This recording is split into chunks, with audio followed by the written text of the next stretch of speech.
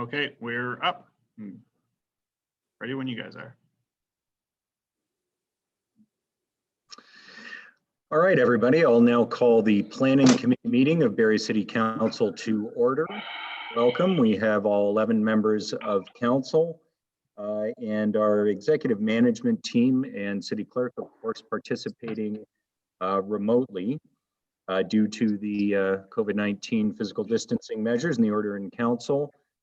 We are continuing to practice that distancing. Just myself and the clerk are here in the chambers, but our executive management team are all on the Zoom call tonight, available to answer questions, although they're not visible at the moment.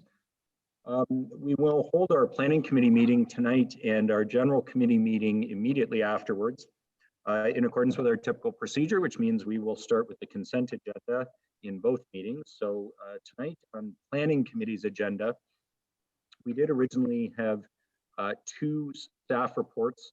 One has been deferred to the next meeting, and that is DEV 00920. That's concerning an application for zoning bylaw amendment for 658 and 662 Mapleview Drive East. So we have just one item on planning committee's agenda, and then of course we'll proceed to general committee after this. But can I ask if any member of planning committee wishes to hold the one staff report on tonight's agenda? That is an application for a zoning bylaw amendment for 440 ESSA Developments Inc. That's at 440 ESSA Road. Okay, no holds on that item. It is approved on consent. And for those watching at home, general committee or planning committee of Barrie City Council has given tentative approval to this development in accordance with the staff recommendation, which was printed on the agenda. This is for a 7-story residential building at 440 ESSA, including commercial uses on the ground floor. So that will proceed to Barrie City Council next week for potential final approval.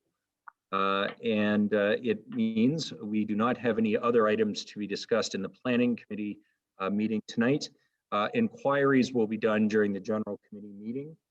And so in record time, we are able to adjourn our planning committee meeting since the one item went on consent. So we will adjourn planning committee at this point and immediately move to general committee of city council. So I'll call the general committee meeting of Barrie City Council to order, just as with planning committee. This is being conducted virtually in accordance with the amended regulations under the current emergency orders. We will run through the consent agenda for this agenda as well. We do have a number of staff reports and 2 items for discussion on tonight's general committee agenda. I'll read out the title associated with each of the recommended motions from the staff reports and the items for discussion. Please indicate by raising your hand and saying hold if you would. If you wish to hold any of the items on the consent agenda. If the item is not held, it will go forward to City Council at our meeting next week for final consideration. Okay, staff reports on the consent agenda. The first staff report is with regards to the COVID-19 Barrie Business Recovery Plan. This is the framework and consultation process for building our recovery plan. Okay, seeing no holds, that is approved on consent. And I'll speak to that a little bit later under announcements, just because I know there's been quite a bit of interest about this in the community. The next item on the consent agenda is the City of Barrie's Cultural Grants Program, the 2020 program review, and the COVID-19 impact measures. No holds on that. It is approved on consent. Next item is a confidential acquisition of property matter regarding waterfront property acquisition strategy. Hold, please. Held by Councillor Ripa, thank you. The next item on the consent agenda is a school safety review for Pickett Crescent in Ward 8. Hold, please. Held by Councillor Jim Harris, Ward Councillor. The next item is an investigation into a parking prohibition in the vicinity of 125 Huronia Road in Ward 8. No holds on that one. It is approved on consent. The next item is with regards to parking, a parking investigation into White Oaks Road. That's in Ward 8 as well. No holds on that. It is approved. Our next staff report on the agenda is an investigation to improve traffic operations at the intersection of Bayview Drive and Baldwin Lane. That one's also in Ward 8. No holds on that. It is approved on consent. And for those interested in that, the recommended motion is to maintain the stop sign, but also to implement an acceleration lane for the right turn channelization of the eastbound right from Baldwin to southbound on Bayview. And that is to improve the traffic operations and safety on that intersection, which is halfway up the hill there. So that's an expanded lane coming out of the turn onto Bayview on off of Baldwin. The last item on the consent agenda is the 2019-2020 Ontario Gas Tax Funding Agreement. No holds on that. That is approved. We have two items for discussion on tonight's agenda. The first one is with regards to the provision of free compost to community gardens on private property. Okay, no holds on that item. It's approved on consent, and that's to look at a program for 2021. The next item is with regards to pedestrian crosswalks at Rodney Street and Blake. And that's in Ward 1. Okay, no holds on that. That is approved on consent. Okay, cycling back, we do have one item for the public session that was held. And then we will do the inquiries and announcements portion before dealing with the private or the confidential item. The public item that was held is a school safety review for Pickett Crescent in Ward 8. Councillor Jim Harris, you held the item.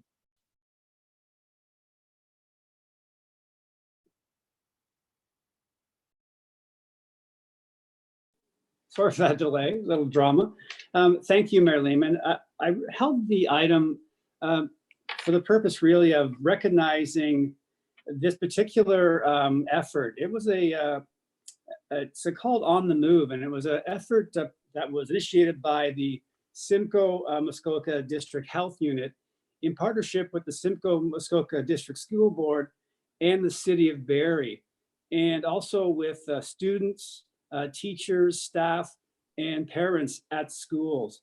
And I had the pleasure of attending Willow Landing and doing the walk around the neighborhood. And it was really great to be able to get a sense of some of the barriers and some things we could do to help make walking to school safer. And that was the initiative of the goal of the On the Move project, was to do an assessment with all parties in neighborhoods to see what could be done to improve walking. And I really want to take a moment, if it's fine, to be able to recognize staff who participated that day. And both Justin McDonald and Mark Kavakis participated from the city and did the walk with parents and teachers and students. And it was really great to see that collaboration. And I just wanted to not let this pass by without noting the positive outcome with this contribution of everybody working together to find a way to make it safer for folks to walk to school. And so hopefully, there's so many wins with walking to school versus being driven to school where it's possible and safe. And so I just want to take that moment to shine a spotlight on all the folks who contributed to this effort. So thank you for allowing me to do that. Thanks very much, Councillor Harris. Yeah, the expanded work that's been done in the partnership with the school boards to look at walk to school and safety measures, certainly something that is relevant citywide with more than 40 elementary schools in the city, and everybody interested in making it easier and safer for kids to walk and reduce the number of parents who feel they need to drive their kids. So much appreciated there. I assume the motion's on the floor is printed. And having said all that, yes, thank you very much. Good enough. Any further comments on this item? It's on the floor is printed. Okay, sorry, Councillor Morales. Yep, go ahead. Thank you, Mayor Lehman. Just a quick one. I guess that the safest way to get to school, I guess most people don't really realize now, is still walking, cycling, and kind of getting to school, not in cars. So kind of use this a bit as a PSA and piggyback off Councillor Harris's option that, cycle. Make sure that post-COVID, you kind of keep those healthy habits of cycling, walking, letting your kids walk if they're age appropriate. That will not only improve congestion around the school area, but will actually increase safety. So they go hand in hand. Thanks for that, Councilor Morales, and we'll all hope that the kids get a chance to walk to school again before the summer. Any other comments on the item? Okay, seeing none, I'll call the question. Those in favor of the item as printed?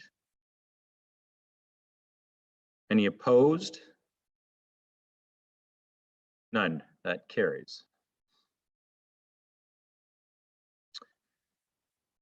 Okay, the only other item is a confidential item, which we will deal with after the end of the public agenda here. It brings us to inquiries. Are there any inquiries of staff? Deputy Mayor Ward? Nope, shaking his head. Any other inquiries of staff from members of General Committee? No inquiries? Okay. Announcements. Any announcements, Deputy Mayor Ward?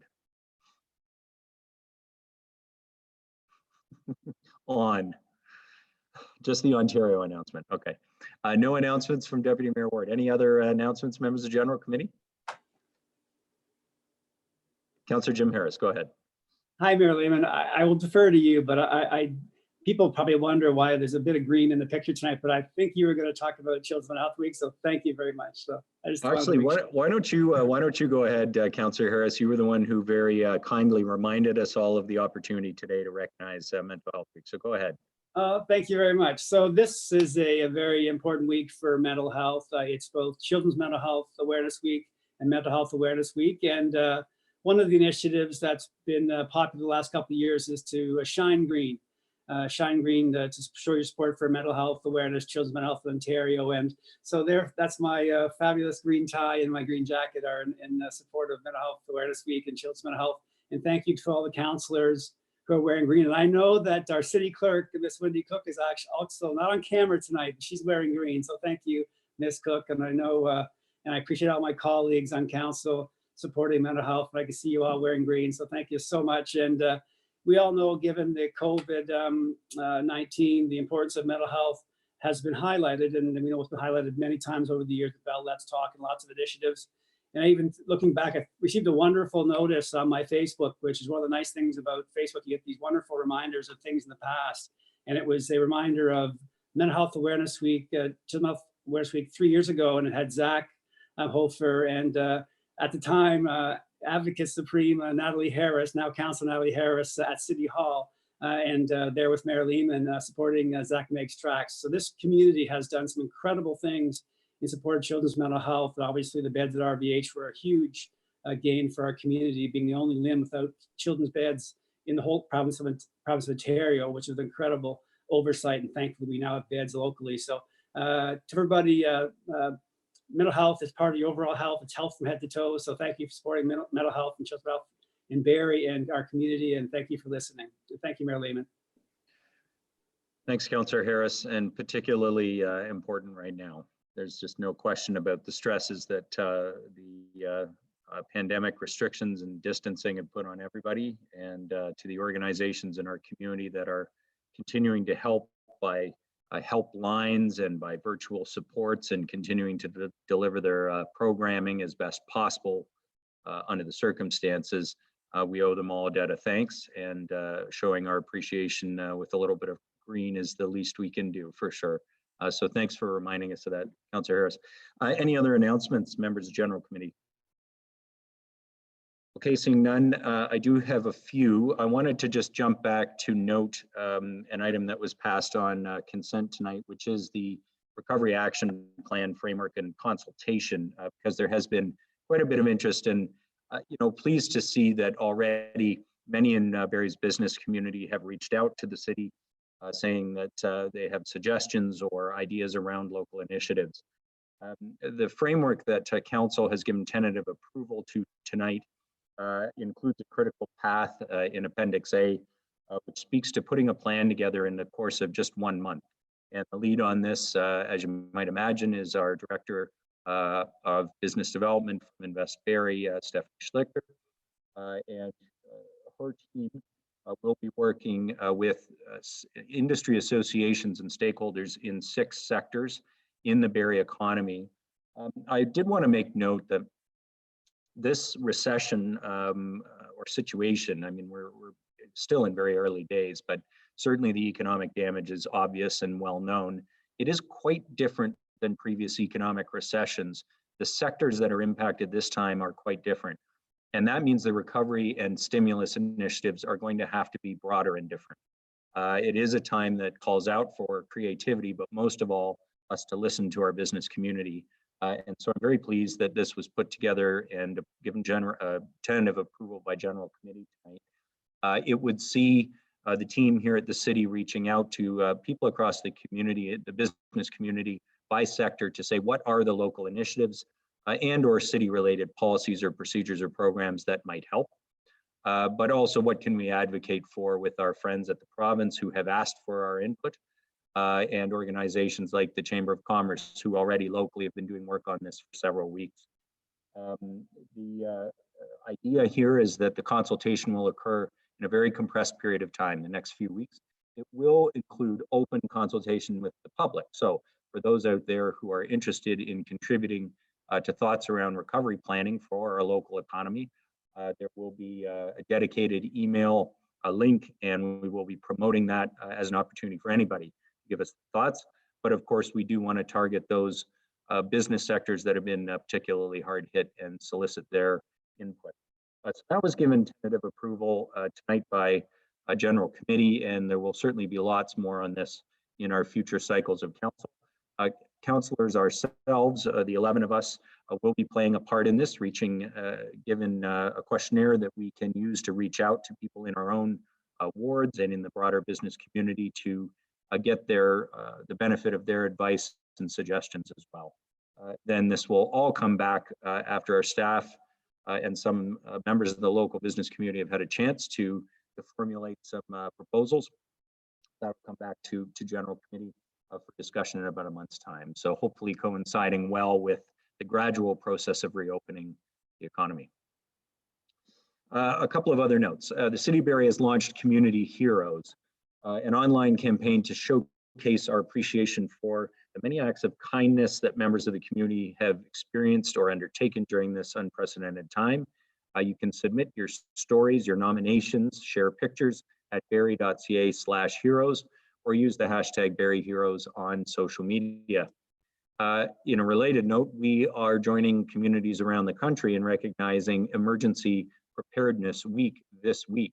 Of course, you know, the work that was done before COVID ever landed locally included pandemic planning that has been led by the health unit in the past, and the work that all of our emergency services and city staff do to prepare for various emergencies. While nobody could have been prepared for the unique realities of each unique situation, especially a pandemic such as COVID-19, that work has helped to be prepared for where we are today. And of course, whether it's tornadoes, ice storms, floods, or pandemics, we always need to be prepared for the potential. So there is more on our website at barrie.ca/emergency management. This is really cool. So our rec department, who last week, launched the Seniors Without Walls initiative, online programming, conference call, using phone technology, programming for our seniors, basically a community center through a conference call for social, educational, other programming. Now they've expanded that to kids programming. It is called Together at Home. This one is a digital hub. It provides a variety of recreational activities and resources to keep residents and their families active and entertained at home, while of course maintaining distancing. There will be new activities shared weekly that to get residents moving, spark creativity, hopefully help brighten your day and give those kids who might be getting bored now and again something to do. So this is at buildingbarrie.ca/together at home. I don't know if you've had a chance to check this out at all, but it includes paper airplanes, backyard bingo, and the backyard bingo is particularly awesome. These are activities that you can do with your kids, and there will be new content uploaded on a regular basis. Now a sad note, and probably one that everybody saw coming. The Canada Day outdoor celebrations are going to have to be canceled in their traditional form. We can't have the large gatherings, and unfortunately with the timing of those events, we have had to pull the plug on the planned events around Canada Day for this year. We've seen this in other cities, and unfortunately we have to make the same decision now because it's only 7 weeks away. And we are being told that large gatherings are unlikely to be possible in that form by that day. Alternative celebrations are being planned. There are online celebrations being planned by Canadian Heritage across the country. Of course, we received notification last week that the Snowbirds are doing a tour across the country in the coming weeks. So hopefully this will provide some alternative, but of course very disappointing, but unfortunately necessary under the circumstances. I did mention the Senior Centers Without Walls program that is underway, and you can get more information about that by calling 739-4223 or email at recreation.information@barrie.ca. That is all free, of course, programming. We do have the online sales for rain barrels. For those who are interested in a rain barrel for their home, you can buy them online. They'll be delivered to your driveway. I did want to mention there is a memo on our additions tonight, which includes some updates on the programs that we are offering here at the city by way of relief measures. We are trying to assist residents with additional garbage requirements. We have had over 5,000 requests for the additional bag tags, and they are being mailed out. But a reminder that 1 garbage bag with a bag tag per week of pickup. Please 3 bags in total, and that's what allows our garbage collectors, even with the changes required to that service under COVID, for them to be able to get around the city. So please, if you can, just a 3-bag limit, and you're welcome to use those extra tags if you have received them. The bylaw is still in effect. The emergency measures bylaw is still in effect. And I really do want to thank residents, because the number of calls regarding distancing in public places has gone down. Even with the nice weather this weekend, almost all across the city, we saw people complying with this, being respectful and doing their part. In a few cases, we did see violations, and unfortunately, in a few cases, people who wouldn't comply when asked to, and that's where the ticketing can come in. But I do want to thank the residents of Barrie again on behalf of council for continuing to observe distancing. Going outside for a walk is a good thing, making sure that you distance while you do it. With the closure, I should mention as well, we did have a number of emails about this. With the closure of the dog off-leash areas, please do not let your dogs off their leash in other areas of the city. And please don't remove any of that caution tape or signage from play equipment at the parks. These are closed to ensure public safety. And last, just a note, we have seen a great increase in the number of sort of creative attempts to raise donations and support for various worthy organizations and events in our community. But we do encourage you to contact the bylaw office if you're planning something, just to touch base with regards to the safety measures you may need to put into effect to ensure distancing. The phone number for that, 739-4241. And the email is enforcement.services@barrie.ca. So they are staff to give you guidance as to how to conduct your event safely if that's possible under the current emergency orders in the province.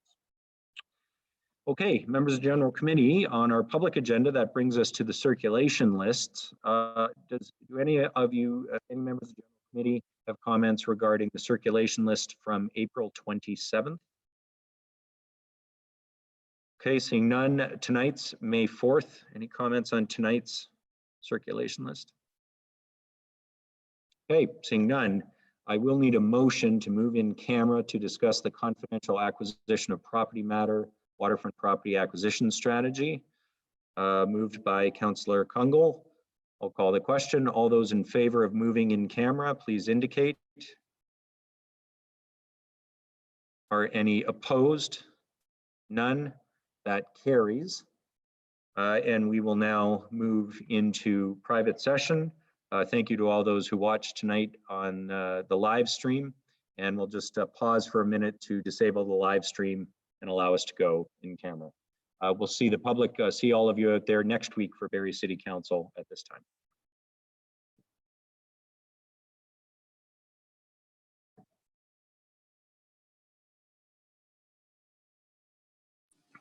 We'll do it live. Did you get that?